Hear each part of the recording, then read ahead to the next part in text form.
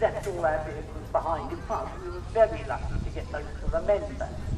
But certainly there wasn't much hope of getting the armoured vehicles back. I think we brought back 13 out of the 300 or 400 or so that we sent to France in the first place. So what happened was they got a lot of local manufacturers, or motor car manufacturers in the main, and told them to design something quickly that would do for the armoured troops. This particular version was done by Morris Motors, part of Nuffield.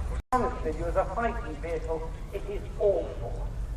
You imagine going up against the German panzers in that. The armament consists of a Boyd half-inch anti-tank rifle, which is fired from a mounting on the left, and a Bren gun, which is fired up of the turret on the right. And between the two gunners, there's some poor wretch trying to drive the thing, sitting flat on the floor with his legs sticking out in front of it. It's horribly uncomfortable.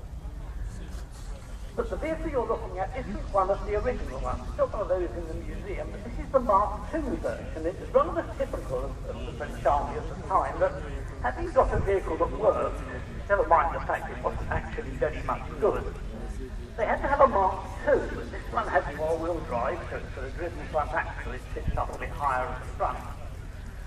It's still chronically uncomfortable, very thinly armoured, and very poorly armed.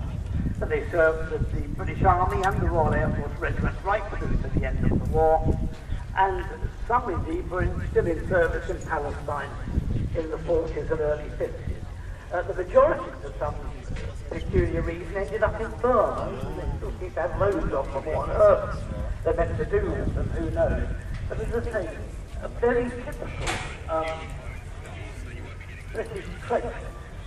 Squeeze the very last ounce of value out of something that really wasn't much good in the first place.